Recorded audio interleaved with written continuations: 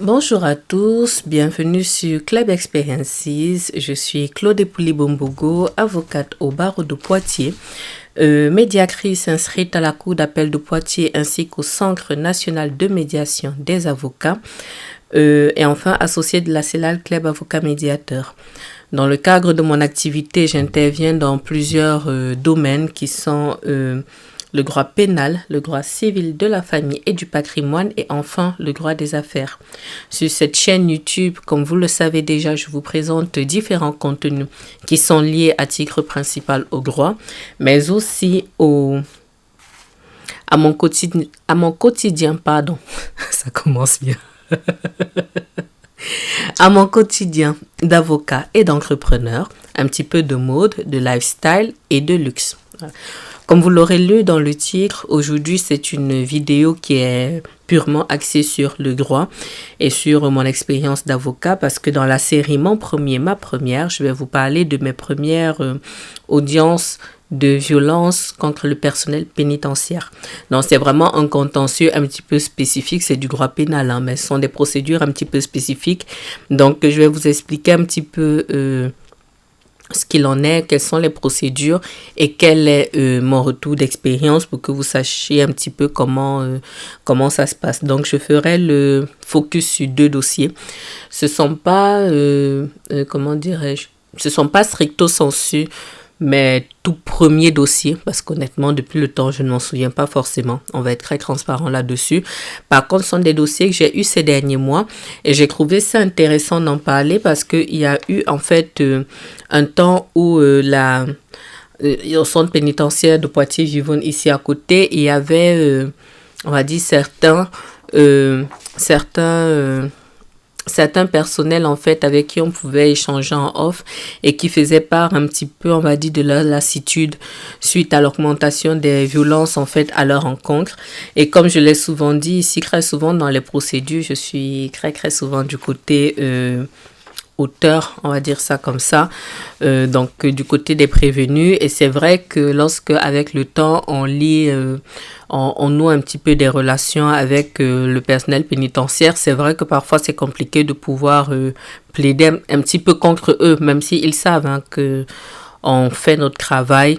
Puis, je fais une petite parenthèse, désolée pour la qualité, pour la lumière qui ne me convient pas trop, mais bon, il faut que je la filme là et puis c'est pas grave.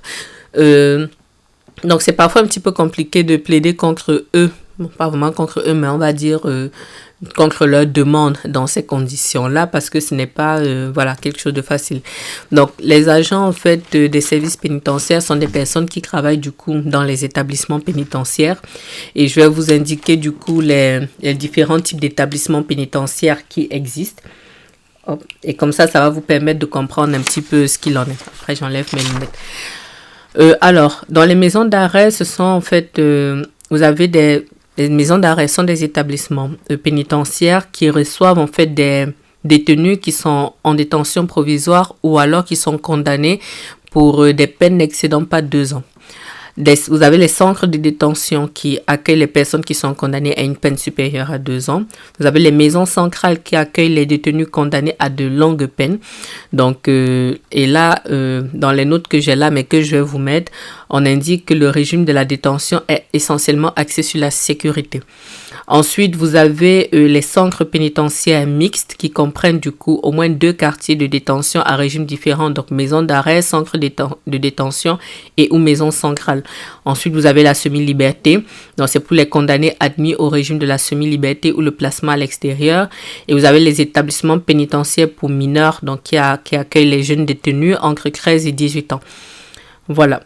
Et on dit en fait que ce qui est prioritaire, on va dire ça comme ça, pour ces populations-là, c'est vraiment l'éducation qui est mise en place, qui est mis en avant, on va dire, dans leur prise en charge. Donc, ils ont des personnels de surveillance et d'éducation spécialisés, donc les éducateurs de la PJJ ou encore des enseignants de l'éducation nationale. Très souvent, ici, moi, je vous parle du centre pénitentiaire de Poitiers-Givonne parce que, du coup, Givonne, c'est une commune qui est à une demi-heure à peu près de Poitiers. J'ai eu un cabinet jusqu'en décembre dernier.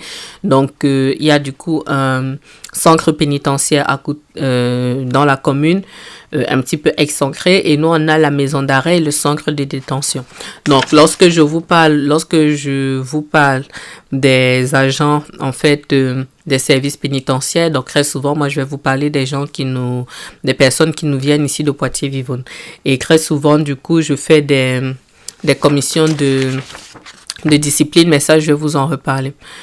Voilà, donc l'établissement de total, donc ça du coup c'est bon, je vous ai fait la définition là-dessus. Donc par définition du coup, lorsque je vous parle des violences à l'endroit du personnel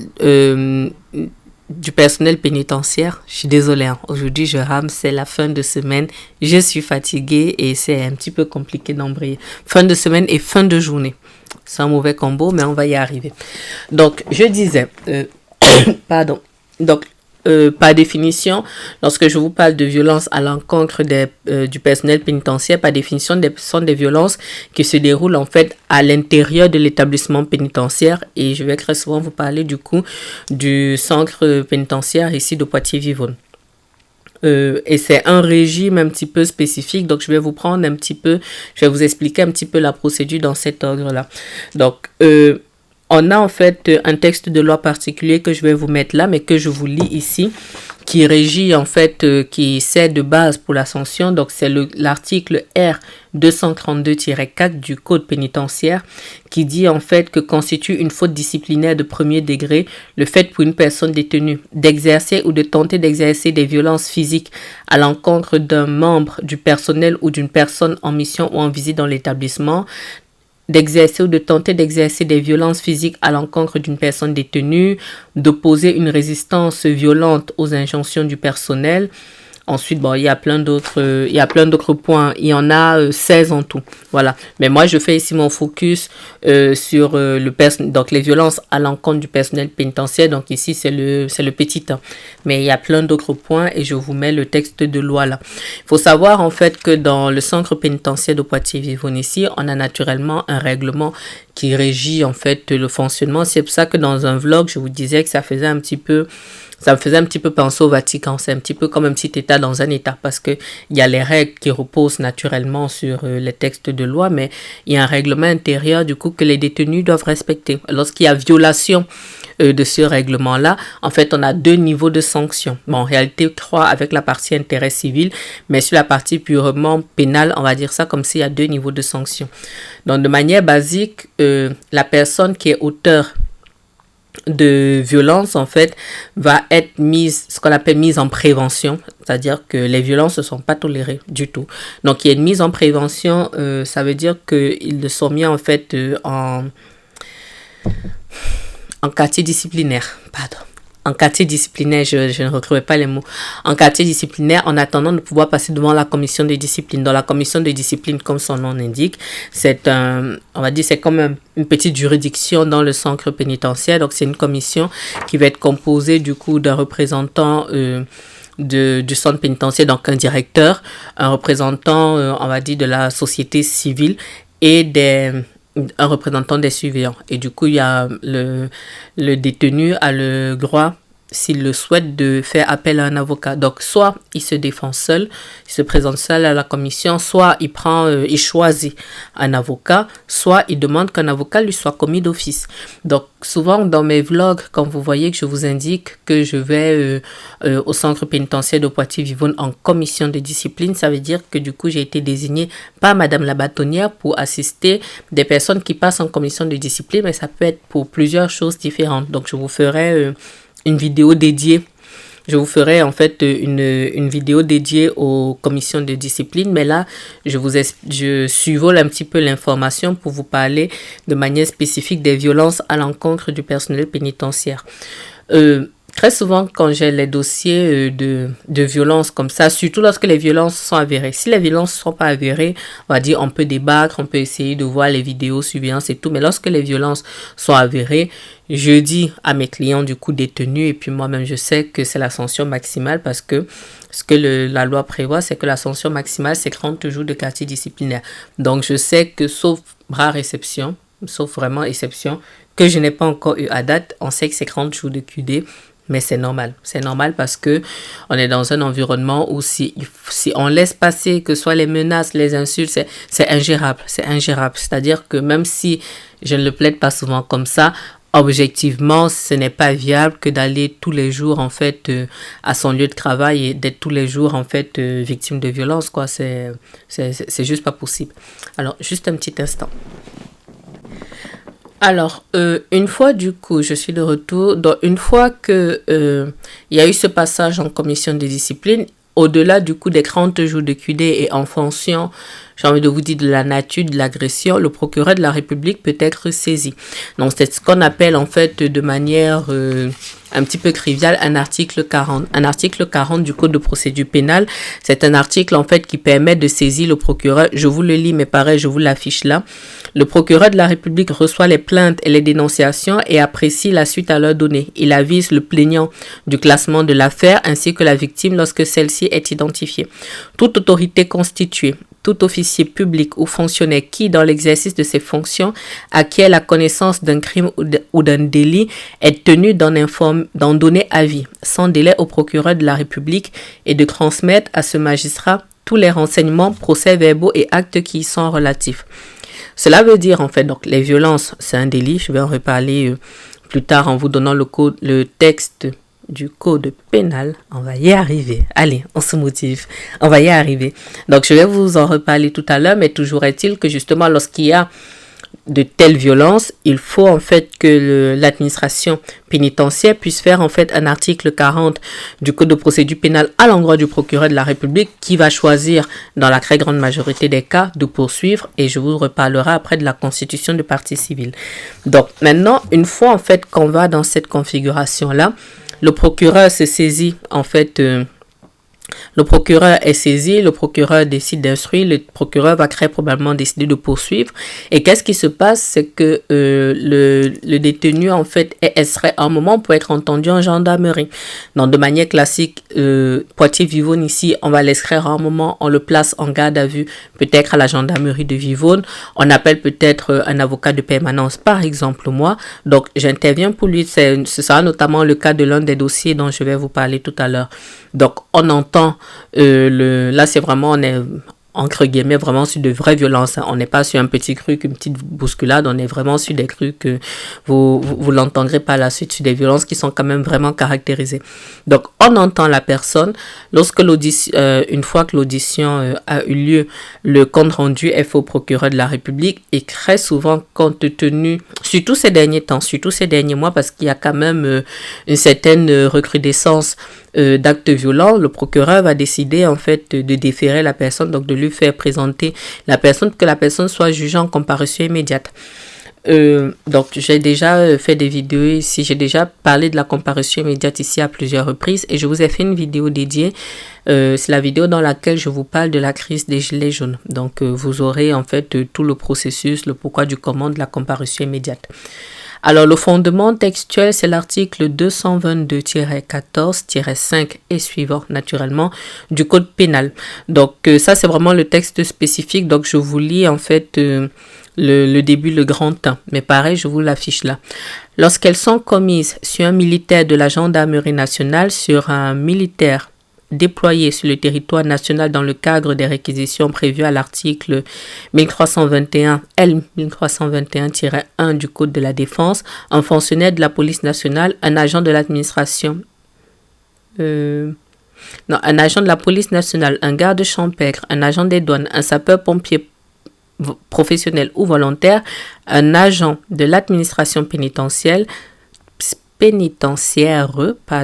le titulaire d'un mandat électif ou, dans la limite de 6 ans à compter de l'expiration du mandat, l'ancien titulaire d'un mandat électif public dans l'exercice ou du fait de ses fonctions actuelles ou passées, et lorsque la qualité de la victime est apparente ou connue de l'auteur, les violences prévues par la présente section sont punies de.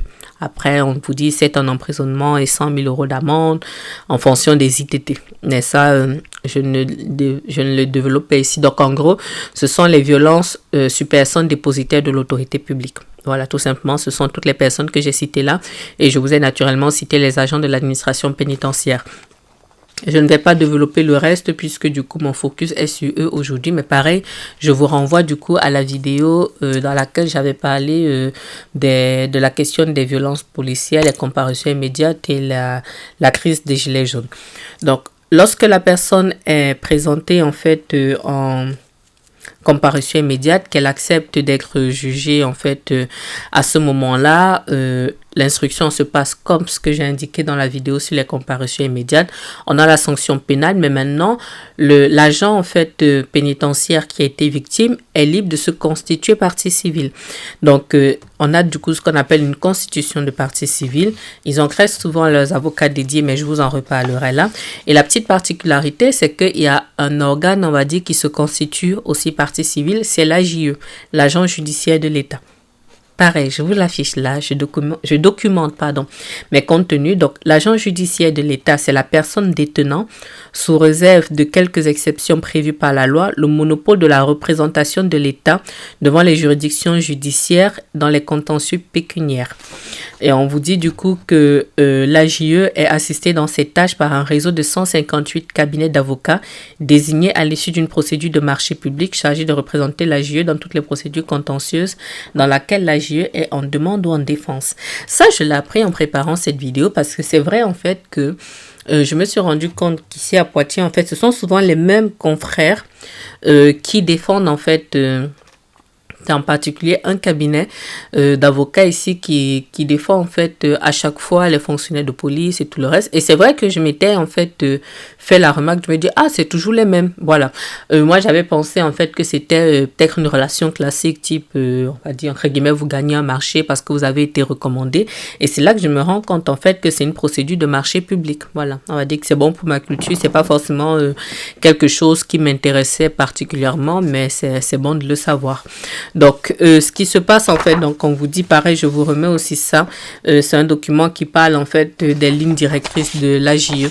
Donc, on vous dit que c'est défendre les intérêts financiers de l'État, représenter dignement l'État et tout le tralala. Donc, toujours est-il qu'en fait l'AJE se constitue parce que je pense, ça c'est moi, mais je pense que ça doit être à peu près ça en réalité, lorsqu'il y a peut-être des provisions qui doivent être versés, c'est l'AJE qui le fait lorsque, c'est-à-dire provision que ce soit sur les experts, provision que ce soit en réparation de leur préjudice en attendant que les choses soient consolidées. Je pense que l'AJE doit avancer pas mal de choses et après en fait elle fait les récupérations, elle fait les recouvrements un petit peu comme les fonds de garantie type la CIVI et tout le reste. Pareil, je vous ferai une vidéo sur les fonds de garantie. Ouais, mon stylo. Je vous ferai une vidéo sur les fonds de garantie, comme ça, vous saurez ce qui existe en fonction du type de procédure. Donc voilà, donc il y a une constitution de partie civile en fonction du préjudice en fait qui est celui de la victime. Si les choses peuvent être chiffrées là et que on va dire ce n'est pas trop grave, on a le chiffrage là. Moi je fais des observations dans ce sens. La plupart du temps c'est plutôt carré, donc sur la constitution de partie civile j'ai pas grand chose à dire. Je demande parfois juste que ce soit ramené à de plus justes proportions. Mais la plupart du temps honnêtement là-dessus les confrères sont plutôt corrects. Maintenant si on est dans une configuration où le préjudice n'est pas consolidé, il faut peut-être rencontrer des experts, ce genre de choses. Il y a ce qu'on appelle un renvoi sur intérêt civil. Donc, ça veut dire que la sanction pénale tombe le jour même. Et par la suite, en fait, il va y avoir une procédure sur intérêt civil. Donc, la personne, en fait, va voir le spécialiste qu'il faut voir. On va définir, en fait, exactement quels sont les postes de préjudice et après on va pouvoir le chiffrer pour que mon client puisse être condamné à régler les sommes. Donc voilà comment la procédure se déroule.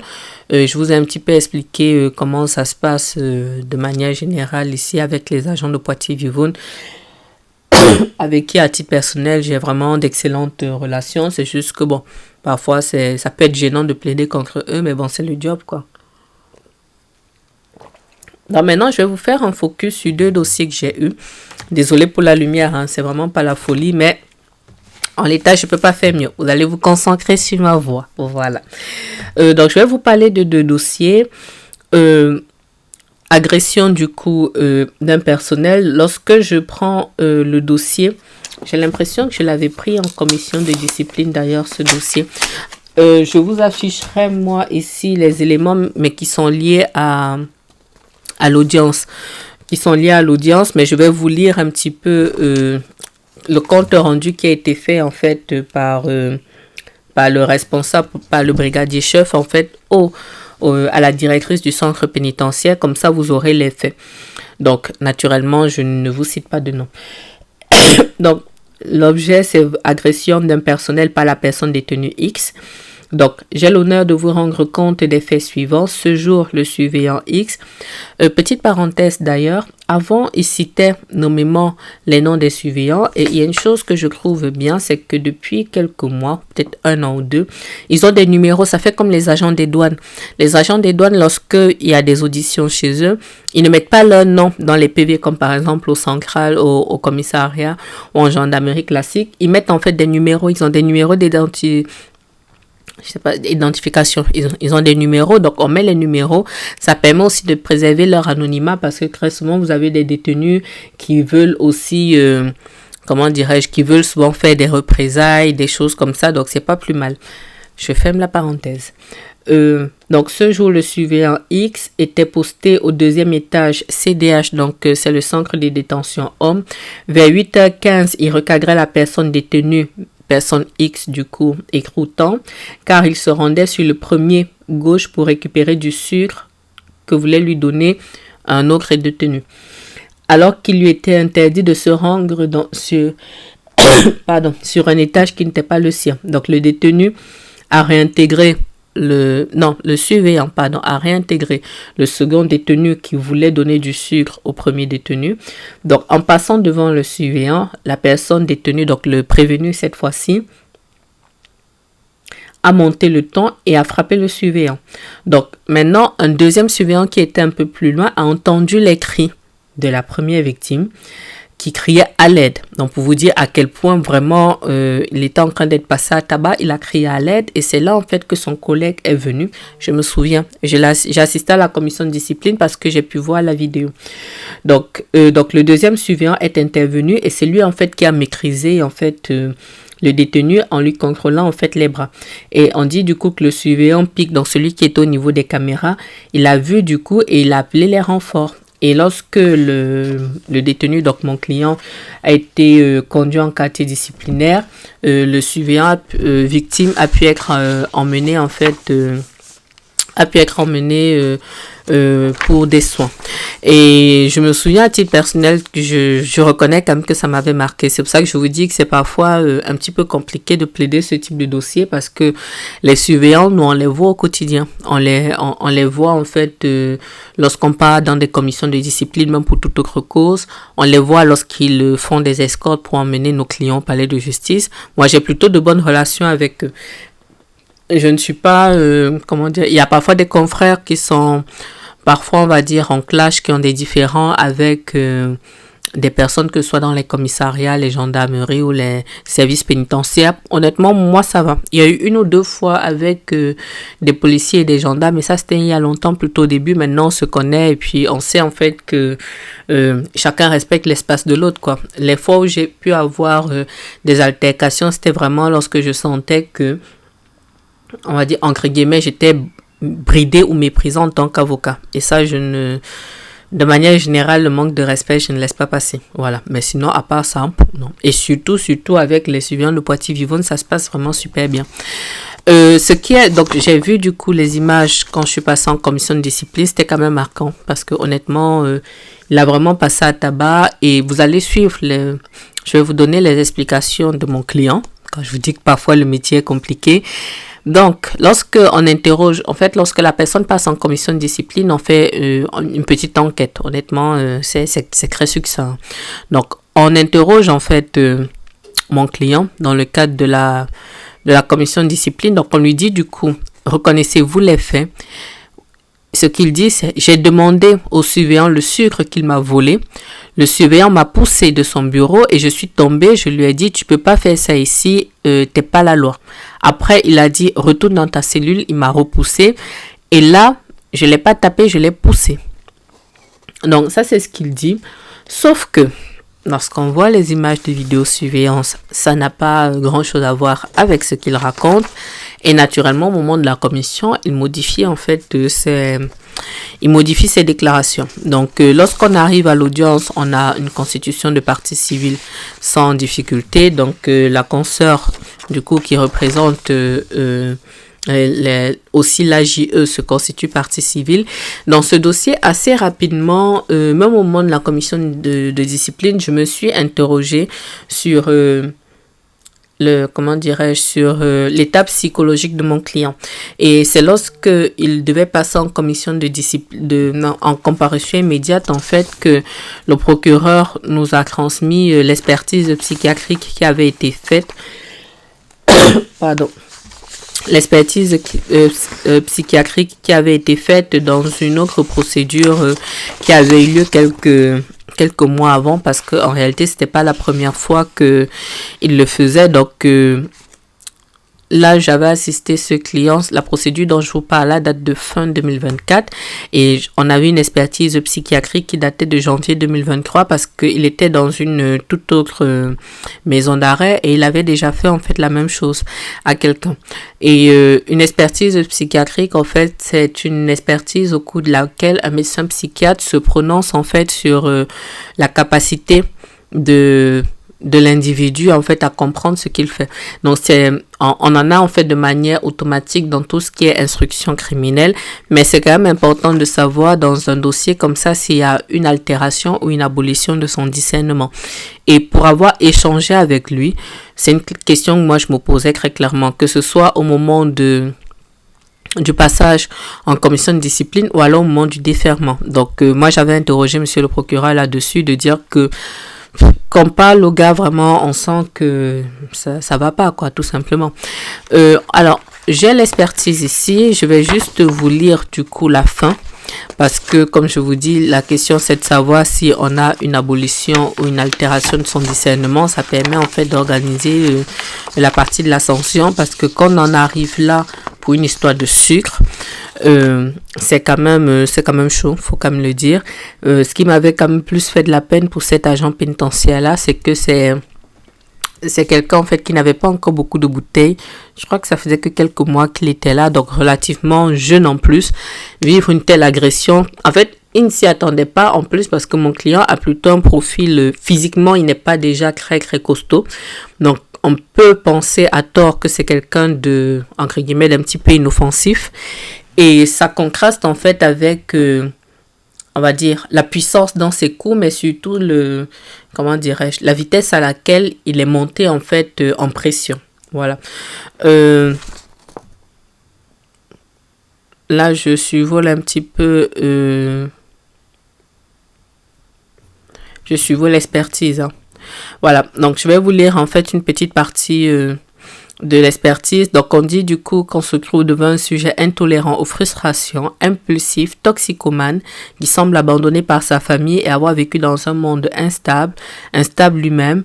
Il nécessite des soins psychiatriques et risque de comportement impulsif, n'exclut pas une possible dangerosité criminologique au cas où il ne serait pas l'objet d'une injonction au cas où il ne ferait pas l'objet d'une injonction de soins.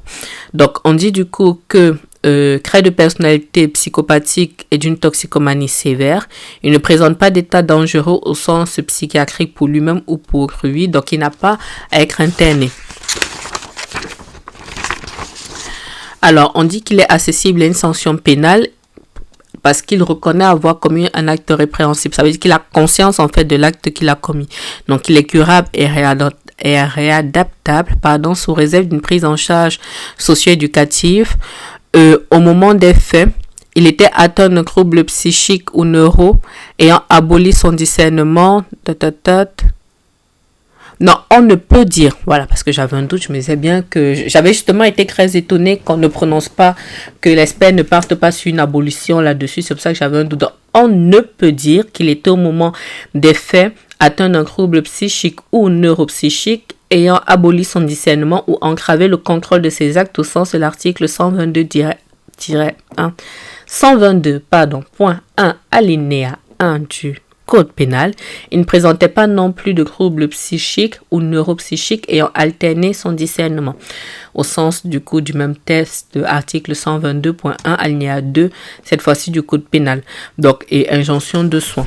Donc ça, c'était pour le premier dossier. J'ai cherché, je n'ai pas trouvé ma décision. Je ne sais pas où je l'ai mise, mais j'espère que je l'aurai trouvée au moment où je monterai cette vidéo. Donc, j'essaierai de vous mettre là, en fait, la sanction qui a été prononcée à son encontre. Donc, forcément, une peine d'emprisonnement, forcément, maintien en détention puisqu'il était déjà détenu pour toute autre cause. Je me souviens qu'il y avait eu un renvoi sur intérêt civil parce que la procédure sur intérêt civil, en fait, a toujours lieu. Donc, l'AJE s'est constituée. En ce moment, la consoeur a transmis tous les documents à l'expert, du coup, pour qu'il puisse le rencontrer, qu'il puisse rencontrer la victime en connaissance de cause et qu'on puisse chiffrer le préjudice. Ce qui m'a marqué, d'ailleurs, quand j'ai reçu le bordereau de communication des pièces, c'est qu'on a quand même 22 pièces à date et la consoeur m'a renvoyé une 23e pièce il n'y a pas longtemps. Donc, on a des photos. On a le rapport de l'UMG, donc ça c'est lorsqu'il a vu en fait le médecin légiste au début de la procédure, l'attestation de l'opticien parce qu'il avait en fait une paire de lunettes et c'était une paire de lunettes spécifique. D'ailleurs parce que la facture m'avait étonné, mais on avait expliqué que c'est un verre traité d'une certaine manière. Donc attestation opticien, facture optique, ordonnance, attestation psychologue, il y en a plusieurs, des ordonnances, prise en charge ostéopathique, compte rendu, donc ça veut dire que certificat CH, centre hospitalier. Ensuite, ordonnance de kinésithérapie, attestation psychologue encore autre certificat médecin, arrêt de travail. Ça veut dire en fait que c'est une personne en fait qui était très fragilisée, comme je vous disais, en plus une personne qui commençait littéralement cette carrière-là. J'espère que le Seigneur lui donnera la force de continuer parce que c'est pas rien. Honnêtement, j'ai vu les images, vraiment c'est pas rien et surtout c'est gratuit.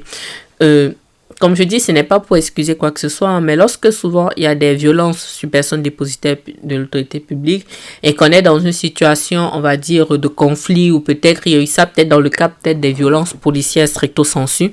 Si je peux, je vous ferai une vidéo dédiée vraiment aux violences policières, mais dans le cas où c'est vraiment le policier ou le gendarme qui est auteur de violence et qui est condamné pour ça.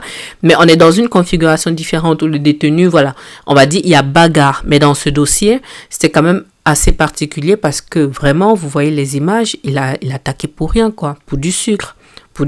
Et en plus, ce qu'il dit, ça ne correspond même pas ça ne correspond même pas à la réalité des images qu'on voit. Donc, c'était quand même un petit peu particulier. Je reconnais. Donc, deuxième dossier qui est un peu plus récent, celui-ci. Et là, j'ai mon jugement. Ce dossier a été quand même plus sensible. J'enlève mon petit papier. Ce dossier a été plus sensible à plaider. Je le reconnais parce que là, il y a combien de parties civiles? Il y en a deux. Et ce sont des personnes que je côtoie vraiment plus et avec qui j'ai des relations plutôt sympathiques. Donc, en fait, je les connaissais de visu, mais je connaissais pas forcément les noms. Donc, j'avais vu les noms dans le cadre de la procédure, mais c'est quand je les ai vus à l'audience que, j'ai réalisé qui ils étaient. Et je reconnais, en fait, que si, vu le comportement de mon client, je reconnais que si j'avais su au début qui ils étaient, peut-être j'aurais vu si un confrère ne pouvait pas le prendre, honnêtement, parce que ce fut un petit peu sensible. Donc, on est dans un schéma similaire. Violence aussi, je vais vous dire quelles étaient les motivations, parce que c'est ça qui est très, très particulier. Alors, je vais vous mettre la première page de la décision ici, parce que comme ça, en audience publique. Donc, violence, du coup, pour lui, en récidive légale. Et lui, en plus, ce qui est particulier pour ce client-ci, du coup, je ne l'ai pas assisté en commission de discipline, je l'ai assisté à partir de la garde à vue. Donc, j'ai fait la garde à vue, le déferment et après la comparution immédiate. Donc, ce qui est particulier, en fait, c'est qu'il fait des violences une première fois. Le temps, en fait, on va dire que ça, on le met en prévention, le temps que ça remonte, en fait, dans le circuit, 2 jours après, il commet encore d'autres violences. Donc, on vous dit, du coup, que... Donc ça, c'est le surveillant pénitentiaire qui explique que il était en charge du rez-de-chaussée. Donc il a été appelé par mon client qui se trouvait dans la cellule, qui s'est montré immédiatement agressif en son encontre lorsqu'il a ouvert la porte, aidé par 2 collègues, compte tenu de la dangerosité avérée de mon client. Donc ensuite, le surveillant lui indique qu'il est occupé parce qu'il a plusieurs détenus dont il doit s'occuper. Il indique qu'il revient plus tard. Donc, mon client n'a pas apprécié. Il s'est avancé, il lui a donné un coup de poing au visage. Sa lèvre était, sa lèvre en fait s'est ouverte. Est-ce que c'est lui qui avait des lunettes? En tout cas, je crois qu'il y avait quelqu'un d'autre qui avait des lunettes aussi. Et pareil, on a la photo dans le dossier, mais vraiment, sa lèvre ouverte. Pourtant, ce surveillant pénitentiaire-là, c'est quelqu'un de physiquement plutôt imposant. Et je pense que s'il avait vu le coup venir, il aurait pu l'éviter. Mais là, vraiment, sa lèvre était bien ouverte sur les photos. Donc, ça, c'est... Et il n'a pas eu en fait le temps, comme je vous dis, d'esquiver parce que il a été surpris par le coup. Mais les 2 autres surveillants qui étaient du coup avec lui peuvent en attester. Donc, lorsqu'il voit du coup les médecins de l'UMJ, on a une ITT de 4 jours. Donc, traumatisme à la mâchoire, donc plaie de la lèvre inférieure, douleur à l'ouverture buccale ainsi qu'un trouble anxio-dépressif. Donc, il a vraiment en fait, il a vraiment eu un vrai coup quoi. Donc, lorsque on entend mon client, il dit que le suivant ne le traitait pas bien. Ça, c'est en garde à vue. Donc, il estime en fait que le suivant ne le traitait pas bien et que c'est ça qui l'a énervé. Voilà tout simplement. Donc, il estime qu'on ne le traite pas bien, on n'est pas gentil avec lui et on lui donne le coup. Donc, il dit qu'il est comme un lion en cage. Là, je vous lis en fait le résumé de la décision. Donc, il est comme un lion en cage. Pour lui, sa réaction était normale et que le suivant n'avait pas en fait son travail comme il voulait. Il disait qu'il ne regrettait pas. Ça, quand même, je reconnais que c'est quand même un peu délicat lorsqu'on a un client qui ne peut pas se remettre en question, qui ne peut pas présenter des excuses. Même nous, derrière, en tant qu'avocat, ça nous met en difficulté. Donc, il indique du coup qu'il ne regrette pas son geste. Il a écopé de 30 jours de QD, comme je vous disais, parce que là-dessus, Avivo n'y rigole pas. C'est automatiquement 30 jours. C'est qui est déjà le maximum, ils ne peuvent pas faire plus. Donc, au moment où on l'entend, en garde à vue en gendarmerie de Vivonne, on apprend du coup que la veille, il avait encore frappé quelqu'un. Donc, un autre, cette fois-ci, était en train de distribuer le repas au sein du QD. Là, il se trouvait déjà. Et en fait, mon client était nu. Quasiment, et on lui a demandé en fait, donc il était quasiment nu et il avait en fait mis son gras sur la fenêtre et pour des raisons de sécurité c'est pas permis parce qu'en cas de cas il faut en fait que on va dire il faut que la cellule soit dans un état conforme en fait. Donc on a demandé en fait à mon client de se rhabiller et de retirer la couverture qui obstruait la fenêtre et pareil le gars a mis un coup avec sa main droite au niveau du visage. Voilà. Donc là, le surveillant a pu esquiver partiellement le coup. Voilà. Il a refermé la grille.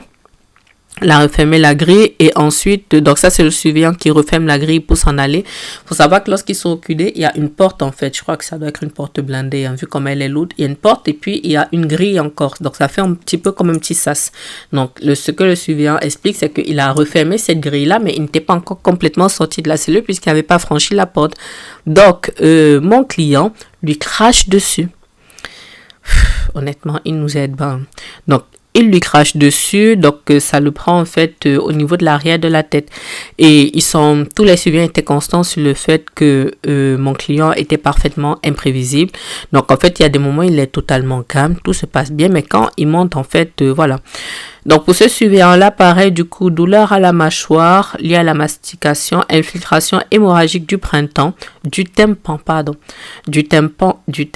avec symptomatologie anxieuse, donc ITT 4 jours. Voilà, sur les deuxièmes faits, mon client a refusé de répondre aux questions. Voilà, maintenant... moi, je me suis entretenue avec lui naturellement, que ce soit pour la garde à vue ou pour l'audience. Comme je vous dis, honnêtement, dossier particulier parce que vous avez un client qui s'en fout, qui trouve que c'est normal, qui indique en fait clairement que les surveillants ne sont pas gentils avec lui, que lui le prend comme un manque de respect. Il considère que dès lors qu'il sonne, littéralement, il est dans un palace en fait. Dès lors qu'il sonne, il entend que le suivant soit là, il entend que s'il demande une chose A, que le suivant lui apporte, c'est comme ça et c'est pas autrement. Donc si ça se passe pas comme ça, il estime que c'est normal pour lui de réagir comme il a réagi. Alors moi j'ai appris avec le temps à choisir mes batailles. Ça veut dire en fait que avec l'expérience et on va dire l'intuition, lorsque je rencontre un client, je sais assez rapidement comment me positionner par rapport à lui. Vous avez des clients qui, pour X ou Y raison, a peut-être agi sur le coup de l'impulsion, mais qui va peut-être expliquer que peut-être ce jour-là, il avait reçu, je sais pas, une mauvaise décision, qui s'excuse. J'ai eu, par exemple, des clients, que ce soit en commission de discipline ou en comparution immédiate, dès le jour même, c'est-à-dire que peut-être il va poser un acte sur le coup de l'émotion, il va être comme ça impulsif.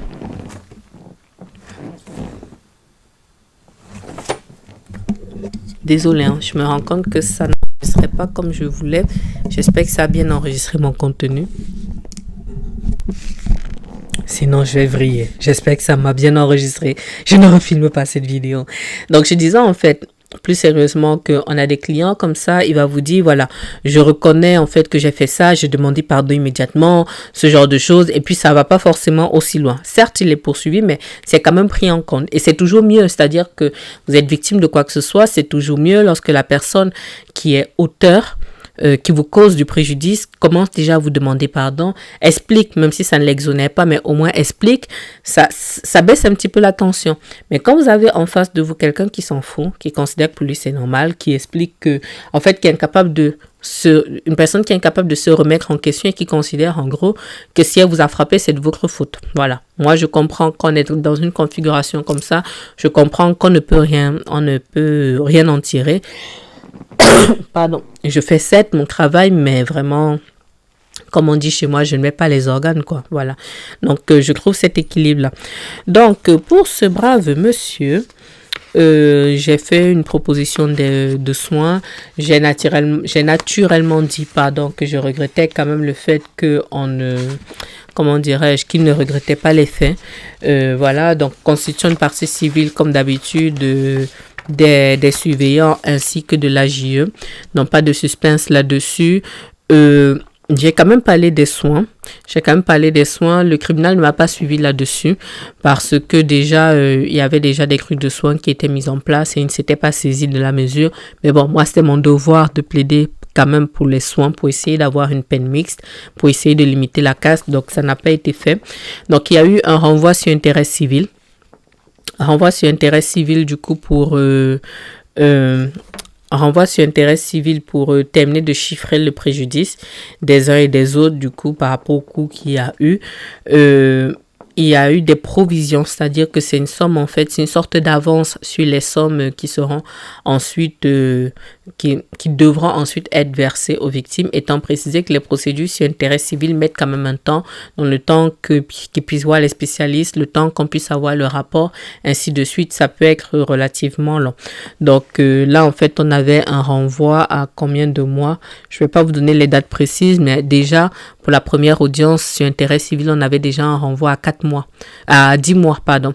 On avait déjà un renvoi à 10 mois, donc ça fait long, sachant que la décision sera rendue peut-être 6 à 7 mois après, en fonction des demandes et ainsi de suite. Donc, voilà pour ce dossier-là. Alors, ce brave monsieur, mon client, donc, avant ça, la partie civile, du coup, ils avaient demandé des provisions, donc renvoi sur intérêt civil, constitution, ok, provision 4 000 € à titre de provision pour le premier, celui qui a été agressé en premier, pour le second, 3 500 € à titre de provision.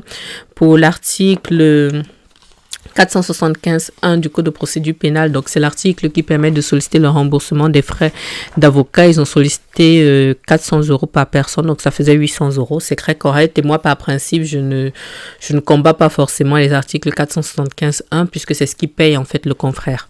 Donc moi, je fais pas d'observation particulière par rapport à ça. Comme je vous dis, moi j'avais fait la proposition de soins. J'ai dit naturellement que je regrettais le fait que mon client ne se mobilise pas plus. En plus, c'est quelqu'un qui déjà de base est libérable dans 10 ans. C'est-à-dire qu'il est en prison depuis X années, il est libérable dans 10 ans et on va lui rajouter une peine. Et c'est ça que j'essayais de plaider, de dire en fait que il n'a pas raison, personne ne le supporte, ne soutient en fait ce qu'il a fait.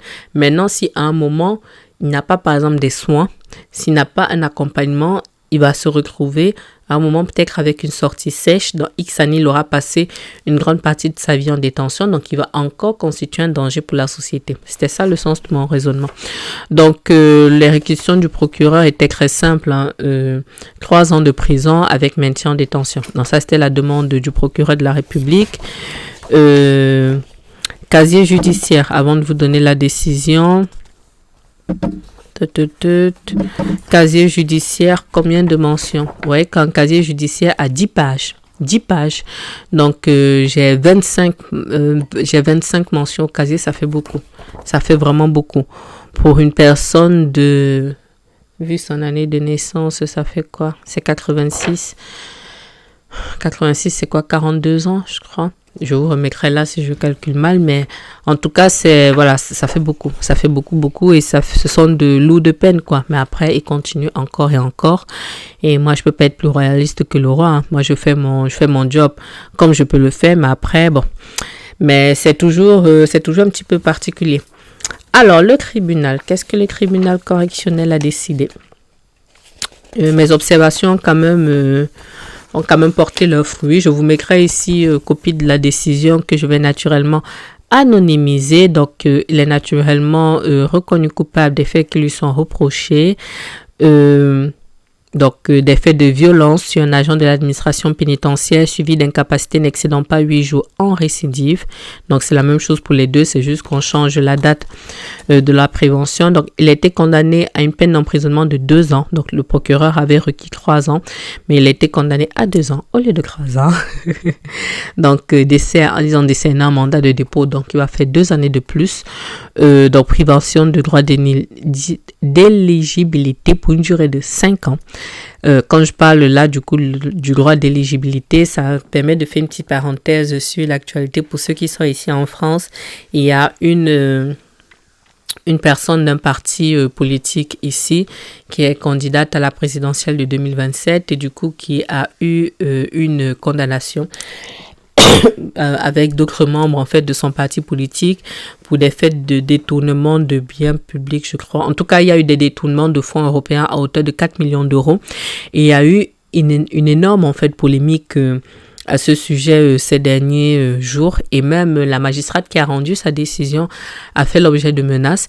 Et moi, quand je commentais cette actualité-là sur mes réseaux sociaux, j'ai partagé les contenus que le Conseil national des barreaux diffusait parce que la présidente du CNB faisait un petit peu le tour des médias pour apporter son soutien à cette magistrate-là et pour donner aussi la position de la profession qui est que... sans commenter le détail du dossier, de dire en fait que c'est une peine, on va dire, qui est normale, qui est prévue par la loi. C'est une peine qui peut être prononcée du coup parce que elle est prévue par la loi, mais surtout si on n'est pas d'accord avec la peine qui est prononcée, on a un recours en fait qui peut être exercé et c'est d'ailleurs ce que cette dame a fait, ancienne avocate d'ailleurs. Donc elle fait appel de cette décision. Normalement la décision de la cour d'appel sera rendue avant les élections présidentielles parce que la cour d'appel a bousculé son agenda, la cour d'appel de Paris. Et voilà, ça me faisait penser à ça parce que je me suis dit en fait que nous sommes dans une époque où maintenant les médias en fait sont devenus des tribunaux et où lorsque il y a des décisions qui sont rendues, même si elles sont conformes à ce que la loi prévoit, il suffit qu'il y ait un gros buzz en fait autour et que les médias sont saisis, c'est que ça fasse en fait comme une énorme propagande et on est tenté en fait de sortir des clous. Et je le disais moi sur ma page Facebook, si je retrouve mon propos, je vous mettrai une capture là pour dire en fait que c'est quelque chose de classique en fait. Nous, très souvent dans de très nombreux dossiers, on a des peines d'inéligibilité qui sont prononcées. C'est vraiment basique en fait. C'est pas quelque chose de personnel. Bref, je ferme cette parenthèse là. Donc pour mon client, droit fixe de procédure, tout ça. Donc À titre principal, du coup, 2 ans d'emprisonnement. Sur l'action civile, on reçoit la constitution de partie civile, du coup, des 2 agents pénitentiaires. Donc, on déclare mon client entièrement responsable. Pour les provisions, je crois que je l'avais dit, donc j'ai plaidé qu'on ramène à de plus justes proportions, dans tous les cas, étant rappelé que sans naturellement cautionner les faits de violence, nous sommes sur des actes isolés. C'est-à-dire que pour le premier, ça a été un coup, pour le deuxième, ça a été un coup et des crachats. Donc, il faut en fait que la peine soit circonscrite à cela et il en est de même pour la réparation du préjudice. Voilà. Même si sur les intérêts civils, je ne vais pas me battre énormément, mais au moins pour le principe, sur la partie pénale, moi, je le fais toujours. C'est pour ça que je vous disais que c'était un petit peu...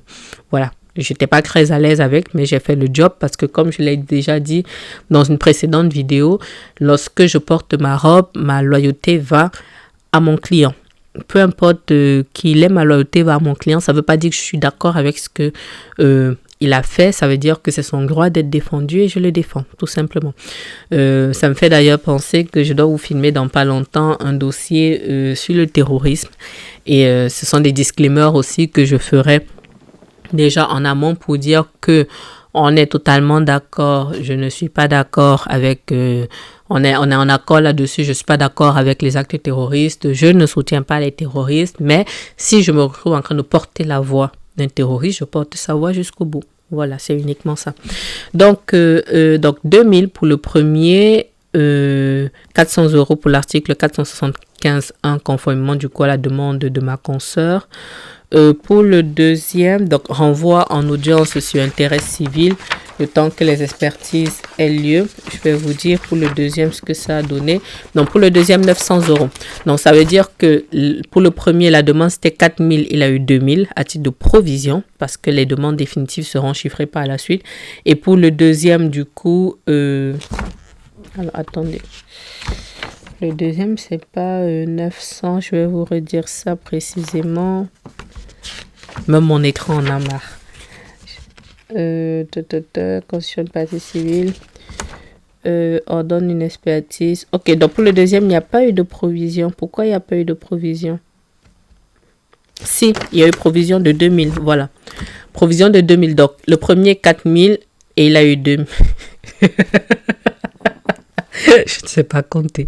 Les chiffres et moi ne comptez pas. Donc, pour le premier, on reprend, c'est la fin. Pour le premier, demande 4000, il a obtenu 2000. Pour le second, demande 3500 et il a obtenu 2000 à titre de provision. Les 900 que j'avais vus, c'était les sommes à consigner auprès de l'expert. Donc voilà, je vous referai une autre vidéo, comme je vous ai dit une autre fois, sur la question des fonds de garantie, tout ça. C'est la fin de cette vidéo. Elle aurait été un petit peu laborieuse à filmer, donc je m'en excuse. J'espère que ça vous aura plu. N'hésitez pas à vous abonner pour être sûr de pouvoir être informé à chaque fois que je publierai du contenu. N'hésitez pas aussi à commenter si vous avez des questions, des remarques. Je suis preneuse à condition que ce soit dans le respect parce que comme je le dis toujours, si ce n'est pas dans le respect, je bloque systématiquement. Je ne pardonne pas le manque de respect. Et en attendant, je vous dis à bientôt sur Club Experiences. Pour moi ici c'est bonne soirée, mais en réalité à bientôt.